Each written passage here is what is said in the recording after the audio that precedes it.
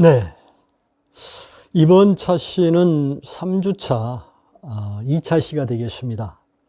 지난 1차 시에 이어서 문제 분석 및 데이터 수집 그리고 표현에 대해서 배워보도록 하겠습니다. 3주차 2차 시에 우리가 학습할 내용은 크게 두 가지로 구분할 수가 있습니다. 첫 번째는 데이터를 수집을 하는 단계, 두 번째가 데이터를 표현하는 단계입니다. 데이터를 수집을 하기 위해서는 말 그대로 문제에 대한 명확한 이해를 기반으로 하고 있습니다. 문제에 대해서 이해가 잘 돼야 문제를 해결할 수 있는 데이터를 특정할 수가 있습니다. 문제에 대한 이해가 잘못되면 필요 없는 데이터를 수집을 하게 되고, 그로 인해서 문제 해결은 지연이 되고 시간은 많이 걸리고 비용은 많이 발생하고 이러한 문제가 생길 수가 있습니다. 두 번째는 데이터를 표현하는 것입니다. 수집한 데이터를 이제는 가공을 해야 되는데, 수집한 데이터에서 솔루션을 찾아내야 되는데, 그렇게 하려고 하면 데이터를 정제화시켜야 됩니다. 즉 데이터를 문제 해결에 필요하도록, 문제 해결을 쉽게 할 수 있도록 데이터를 정제화시켜 줘야 된다. 이걸 데이터의 표현이라고 합니다. 여기 안에서는 구조화라든가 또는 그 다양한 방법들이 존재하게 됩니다. 그래서 오늘 이 차시에서는 크게 두 가지를 다룬다. 이렇게 이해하시면 되겠습니다. 먼저 문제 해결책을 찾는 데 필요한 데이터 수집에 대해서 한번 알아봅시다. 자, 데이터를 수집을 한다. 우리가 과거에 지금같이 컴퓨터가 보편화되지 않고 인터넷이 보편화되지 않고 이랬던 과거를 생각해 봅시다. 그때는 내가 필요한 데이터를 찾으려고 하면 주로 필요한 해당되는 서적, 그러니까 책을 통해서 책 속에서 데이터를 찾아냈습니다. 다시 말해서 관련되는 서적을 도서관에 가서 있는 대로 다 가지고 와서 문제 해결에 필요한 데이터가 있는가를 일일이 다 체크를 해서 그걸 가지고 데이터를 수집을 했죠. 그러나 지금은 어떻습니까? 지금은 인터넷이 보편화됐습니다. SNS가 보편화됐습니다. 또 도서관에 있는 모든 자료는 전부 다 전산화됐습니다. 내가 만약에 그러니까 논문을 찾고 싶다. 그러면 대학 도서관에 있는 논문 데이터베이스에 접근하면 거기서 얼마든지 필요한 논문을 찾을 수가 있습니다. 그만큼 지금은 인터넷 검색을 통해서 필요한 정보를 찾아낼 수가 있는 것이죠. 자, 또 여러분들 한번 생각해 보십시오. 지금은 5G 시대입니다. 5G는 4G보다는 훨씬 더 많은 사물을 연결합니다. 그 다음에 그 사물에서 발생하는 데이터를 빠른 속도로 그것을 끄집어낼 수가 있고 저장을 할 수가 있어요. 5G는. 자, 여기서 우리가 초연결성이라고 하는 것이 나옵니다. 초연결성. 자, 초연결성에서 중요한 것이 IoT, 즉 사물 인터넷이죠. 옛날에는 인터넷이라고 하는 것이 컴퓨터에만 연결이 되어서 IP 주소를 가지고 있었습니다. 그러나 지금은 IPv6죠. IP의 주소가 4단계에서 6단계로 커지면서 지금은 모든 사물에 IP 주소를 부여할 수가 있다. IP 주소를. 그래서 사물 인터넷이라고 하는 것이 나왔죠. IoT가.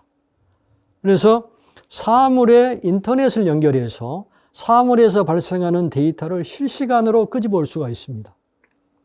이렇게 되니까 어떻습니까? 데이터가 엄청나게 늘어난 거죠. 그래서 빅데이터라고 하는 이야기가 나오게 된 것입니다. 빅데이터. 즉 IoT를 이용해서 이제는 실시간적으로 데이터를 생산하고 그 데이터를 끄집어 와서 클라우드에다가 저장하는 그런 시대가 되다 보니까 이제는 인터넷 검색을 통해서 빅데이터를 이용할 수 있는 그런 시대로 진행을 하고 있다. 자, 그러면 이제 빅데이터를 한번 알아보겠습니다. 자, 빅데이터가 뭐냐죠? 빅데이터가 뭐야? 빅데이터는 말 그대로 데이터 앞에가 빅이라고 하는 것이 붙었습니다. 큰 데이터, 많은 데이터가 빅데이터입니다. 빅데이터의 특징은 크게 세 가지로 구분할 수가 있어요. 첫 번째는 크기입니다. 데이터가 데이터의 양에 해당하는 물리적 그러한 범위뿐만 아니라 데이터가 가지고 있는 개념적인 범위까지를, 즉 데이터가 가지고 있는 의미까지를 포함한 것이 바로 빅데이터입니다. 따라서 물리적이고 개념적인 범위까지가 포함이 되니까 어떻습니까? 데이터의 크기가 훨씬 늘어난 거죠. 물리적인 그러한 데이터, 책이 몇 권 있고 이러한 물리적인 데이터에다가 플러스 그 데이터의 의미까지가 포함이 되어 버리니까 이제 빅데이터의 크기는 엄청나게 늘어났습니다. 두 번째로 IoT, 사물 인터넷을 통해서 사물에 센서가 부착이 되고 거기에서 실시간적으로 데이터가 이게 생성이 됩니다. 즉 데이터의 생성이 대단히 쉽죠. 또 이러한 데이터는 실시간 처리, 빠른 처리가 가능합니다. 데이터의 생성이 빠르고 데이터의 처리가 빠르고 즉 속도가 엄청나게 빨라진 것이죠. 세 번째는 데이터의 다양성입니다. 과거의 데이터는 문자나 숫자 중심이었습니다. 그러나 지금의 데이터는 어떻습니까? 동영상, 이미지, 또 사운드, 우리가 만들 수 있는 모든 것들은 다 데이터가 되는 것입니다. 그래서 이러한 데이터는 정형, 반정형, 비정형으로 구분할 수 있는데 이렇게 되다 보니까 데이터의 이 다양성이 늘어났다. 그래서 빅데이터는 크기, 속도, 다양성으로 구분할 수가 있는데 우리는 지금 빅데이터 시대에 살고 있습니다. 자, 이렇게 많은 이 빅데이터를 문제 해결에 내가 사용을 해야 될 텐데 그렇게 하려면 어떻게 해야 돼요? 필요한 데이터를 찾아서, 자, 필요한 데이터를 찾으려면 뭘 해야 됩니까? 그 빅데이터에서 필요한 데이터를 찾으려면 어떻게 해야 돼요? 데이터를 잘 분류해야 되죠. 분류하고 그 다음에 분류한 데이터 중에서 필요한 데이터를 가공을 해서 문제 해결에 사용해야 됩니다. 자, 우리가 음식을 만들 때를 생각해 보십시오. 음식을 만들기 위해서는 재료를 준비해야 됩니다. 이 재료를, 같은 재료를 같은 바구니에다가 분류해 놓습니다. 데이터도 마찬가지입니다. 데이터도 내용이나 특성에 따라서 각기 다른 장소에 저장을 해놔야 됩니다. 분류해서 저장을 해놔야 됩니다. 즉 데이터의 어떠한 활용의 목적에 따라서 분류해서 저장을 해놔야 그 다음 단계에 효과적으로 쓸 수가 있습니다. 또 음식을 만들려고 하면 어떻게 해야 돼요? 각각의 어떠한 바구니에 담겨 있는 그러한 음식 재료를 이것을 잘 다듬어야 되죠. 다듬어야 음식을 빨리 만들 수가 있습니다. 데이터도 마찬가지예요. 각각의 어떠한 특성이라든가 내용에 따라서 분류되고 저장되어 있는 데이터를 그것을 사용하기 편리하도록 데이터를 정제화시켜야 된다. 데이터를 가공을 해야 돼요. 가공을 해서 준비를 해놔야 그 다음 단계에서 효과적으로 빠르고 쉽게 그 다음 단계에 진행을 할 수가 있다. 그래서 데이터를 분류하고 저장하고 데이터를 정제해야 된다 하는 것이죠. 자, 그럼 이렇게 이제 데이터가 분류가 되고 가공이 됐습니다. 그러면 이제 데이터의 내용에 따라서 또는 데이터의 특성에 따라서 이제는 거기에 맞는 응용 소프트웨어를 선택을 해야 되죠. 예를 들어서 만약에 문서 작성에 필요한 데이터다. 그럼 어떻게 해야 됩니까? 문서 작성에 필요한 응용 프로그램을 찾아줘야 되죠. 아래 한글을 쓸 건지 아니면 MS 워드를 쓸 건지 또 마찬가지요. 표를 만들거나 또는 편집을 해야 된다. 그러면 스프레드 시트가 필요하죠. 엑셀을 쓸 건지. 이렇게 분류되고 가공된 데이터의 특성에 따라서 거기에 맞는 응용 프로그램을 찾아줘야 거기서 밸류, 값어치가 나오는 것이죠. 여기 지금 파워포인트라든가 오라클 이야기가 나왔습니다. 이 오라클은 데이터베이스인데 그러니까 관계형 데이터베이스라 그럽니다. 그래서 DB 중에서 세계적으로 가장 많이 쓰고 있는 데이터베이스가 관계형 데이터베이스고 세계에서 가장 큰 DB 회사가 오라클입니다. 일반적으로 오라클을 많이 쓰고 있습니다. 자, 그 다음에 이제 데이터의 전달, 공유입니다. 자, 우리가 데이터를 전달하거나 공유하는 것을 생각해 보십시오. 그러면 가장 쉬운 방법이 이메일을 통해서 전달하는 방법이죠. 즉, 데이터의 특성 또는 데이터의 공개 범위 또는 데이터의 어떠한 활용 정도에 따라서 우리는 다양한 방법으로 데이터를 전달하거나 공유할 수 있습니다. 내가 데이터를 공유하고 싶다. 그러면 어떻게 합니까? 클라우드 서비스를 이용을 하면 되죠. 클라우드 서비스. 즉, 구름 위에 떠 있는 대용량의 저장 장치에다가 데이터를 저장을 해놓고 그 데이터를 공유해서 쓸 수가 있습니다. 이렇게 데이터는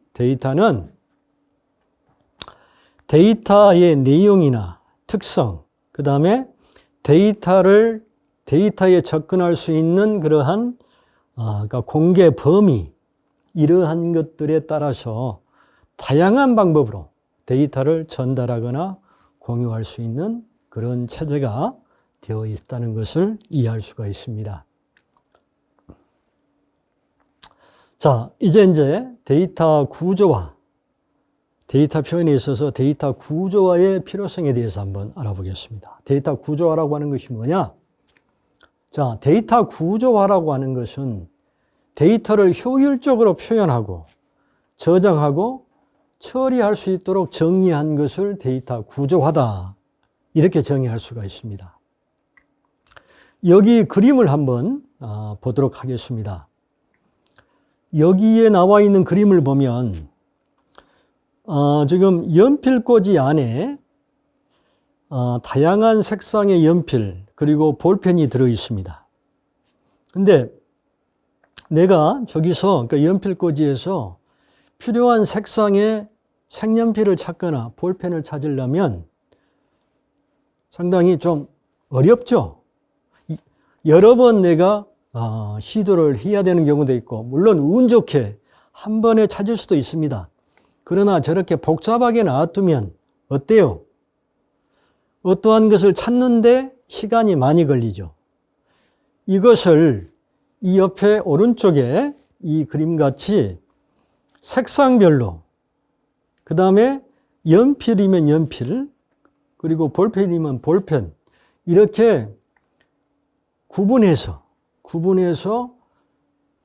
이렇게 배치를 해 놓으면 필요할 때 내가 원하는 색상의 연필이나 또는 펜을 쉽게 찾을 수가 있습니다.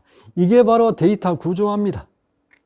즉 데이터를 효율적으로 표현해서 저장 처리할 수 있도록 정리해 놓은 것이 바로 데이터 구조화다 하는 것을 우리가 이해할 수가 있겠습니다. 자, 그럼 이제 데이터 구조화에 대한 개념은 우리가 파악을 했습니다. 그러면 데이터 구조화의 종류, 즉 데이터 구조의 종류를 한번 보도록 하겠습니다. 데이터 구조는 어떠한 종류를 가지고 있는가?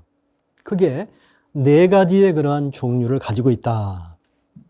자, 첫 번째가 단순 구조입니다. 두 번째가 선형 구조, 세 번째가 비선형 구조, 네 번째가 테이블 구조입니다. 그러면 이제 단순 구조부터 한번 알아보겠습니다. 단순이라고 하는 것은 말 그대로 정수, 실수, 문자 등 단일 형태로 되어 있는 것이죠. 예를 들어서 10. 그러면 이 10이라고 하는 것은 말 그대로 숫자, 즉 정수만으로 구성이 되어 있어요. 데이터가. 만약에 이름, 자, 홍길동이라고 합시다. 홍길동. 자, 요 이름도 말 그대로 문자만으로 구성이 되어 있죠. 이렇게 단일 형태로 구성이 된 거, 이러한 데이터를 단순 구조다, 이렇게 이야기를 합니다. 정수나 실수, 문자 등 단일 형태로 되어 있는 데이터, 이러한 데이터를 단순 구조 데이터, 이렇게 이야기를 합니다. 자, 그러면 이제 두 번째에 해당하는 선형 구조의 데이터는 어떤 것이냐? 선형 구조를 알아보겠습니다. 선형 구조는 1대1인 구조라고 했습니다. 1대1. 그리고 여기가 리스트라고 나와 있습니다. 자, 이 그림을 한번 보십시다. 여기에는 여러 사람이 줄을 지어서 서 있습니다. 그러면 자, 여기 두 번째 있는 사람을 한번 보도록 하겠습니다. 이 두 번째에 있는 사람은, 이 사람을 기준으로 해서 우리가 봤을 때 이 사람의 앞에는 여기에 사람 하나가 있습니다. 뒤에도 사람 하나가 있죠.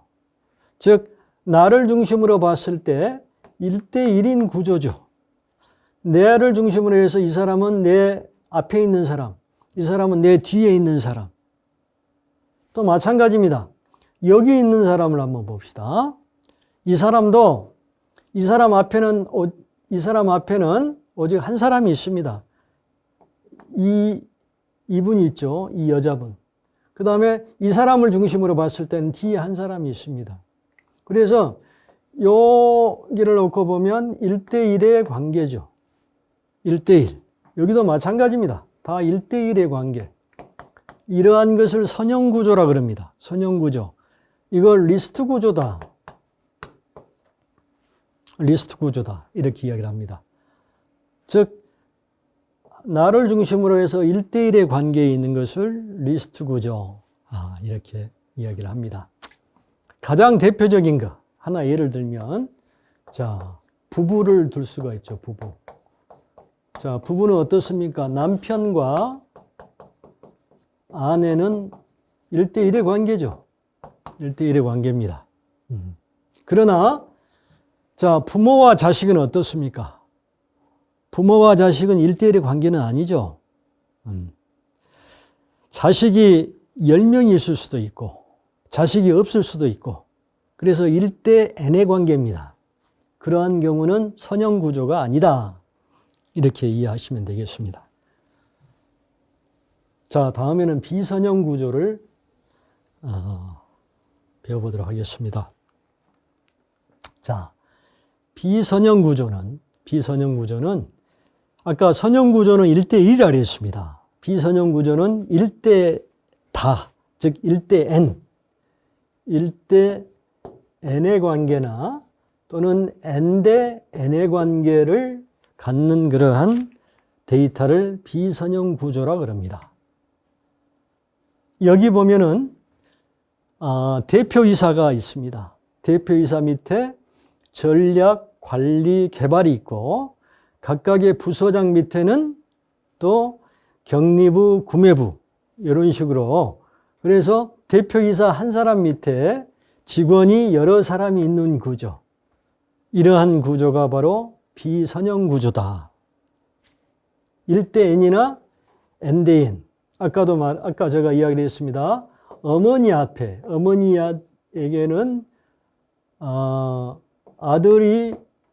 큰아들이 있고 둘째 아들이 있고 그 다음에 큰딸이 있고 둘째 딸이 있고, 그러면 어머니는 한 사람이죠. 하지만 자식은 없을 수도 있고 있을 수도 있고 1대 n의 관계다. 이런 구조가 비선형 구조가 되겠습니다.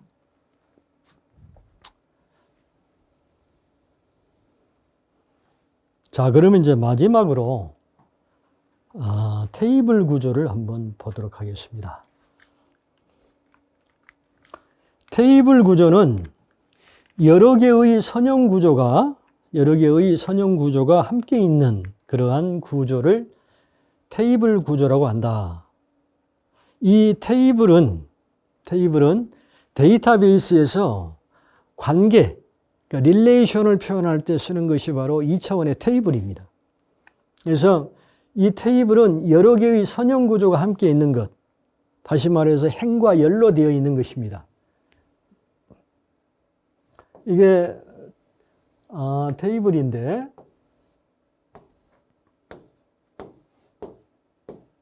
여기 보면 이쪽은 바로 열이죠. 이쪽이 행이죠. 행. 여기가 열입니다. 그래서 행과 열로 되어 있는 2차원의 구조가 테이블 구조인데 이 테이블 구조는 여러 개의 선형 구조. 우리가 이거 하나만 놓고 보면 이건 바로 선형 구조죠. 이렇게도 선형 구조입니다. 그래서 여러 개의 선형 구조가 함께 있는 구조가 테이블 구조다. 테이블 구조의 예로서는 우리가 학급 시간표 이러한 것을 들 수가 있겠습니다. 또는 아파트 단지의 그 층에 호수가 뭐 여러 개가 있고 이러한 것들이 바로 테이블 구조의 예가 되겠습니다. 자, 이렇게 하면 아마 여러분들은 데이터 구조, 단순 구조, 선형 구조, 비선형 구조, 테이블 구조에 대해서 이해를 할 수가 있을 겁니다. 자, 지금까지 이제 데이터의 수집과 표현에 대해서 이렇게 공부를 했습니다. 그래서 이제 우리가 공부했던 것을 한번 정리를 한번 해보겠습니다. 문제 분석을 통해서 여러 가지의 데이터를 수집하고 그 다음에 표현 방법 중에서 문제 해결에 필요한 핵심적인 요소를 구분할 수가 있어야 됩니다. 우리가 데이터를 수집하고 표현하는 것은 가장 중요한 것은 무엇이다? 문제 해결에 필요한 핵심적인 요소를 구분하는 것에 목적이 있습니다. 여기서 말하는 핵심적인 요소라고 하는 것은 뭘 이야기합니까? 바로 데이터를 이야기하죠. 데이터에는 아까도 이야기했습니다마는 종류가 4가지가 있다 그랬습니다. 그래서 문제 해결에 가장 필요한 데이터가 어떠한 타입이냐? 선형이냐? 비선형이냐? 테이블이냐? 아니면은 단순한 형태냐? 이러한 것을 구분할 수가 있어야 됩니다. 그래야 문제 해결을 빨리 할 수가 있다. 우리가 앞에서 데이터를 분류해서 보관하고 그 다음에 처리할 수 있도록 정제를 시켜야 된다 그랬습니다. 음식을 만들 때도 음식에 필요한 재료를 선택을 해서 따로따로 그러니까 광주리에다가 담고 즉 그러니까 광주리에 담는 것이 분류하고 저장하는 것이죠. 그 다음에 음식을 빨리 만들려면 재료를 미리 손질해야 된다 그랬습니다. 그게 바로 데이터로 본다고 하면 정제 과정입니다. 그러한 과정을 거쳐야지만이 문제 해결을 빨리 할 수가 있다. 그래서 데이터의 수집과 표현은 중요한 것입니다. 우리가 이번 차시를 통해서 우리 학생들은 문제 해결을 위한 데이터의 수집에 대한 개념을 이해했을 겁니다. 그 다음에 데이터를 표현하는 방법까지도 여러분들이 이해를 했습니다. 이러한 과정을 통해서 여러분들은 컴퓨터적인 사고의 모델링 중에서 첫 번째 단계인 데이터 수집과 표현에 대한 개념을 정립을 했습니다. 이 과정을 통해서 여러분들은 이제 1단계를 거친 겁니다. 1단계를. 다음 단계는 뭐겠습니까? 데이터의 수집과 표현이 끝났기 때문에 다음 단계에서는 이제 분해 단계, 디컴포지션에 대한 단계가 다음 단계가 되겠습니다. 네, 오늘 3주차 2차 시에서는 데이터 수집과 표현에 대한 부분을 공부했습니다. 여러분들이 오늘 배운 것들을 잘 활용을 해서 어떠한 문제를 해결할 때 보다 효율적으로, 효과적으로, 빠르게 이렇게 해결할 수 있는 그런 능력이 습득되기를 기대하겠습니다. 오늘 수업은 그러니까 여기서 마치도록 하겠습니다.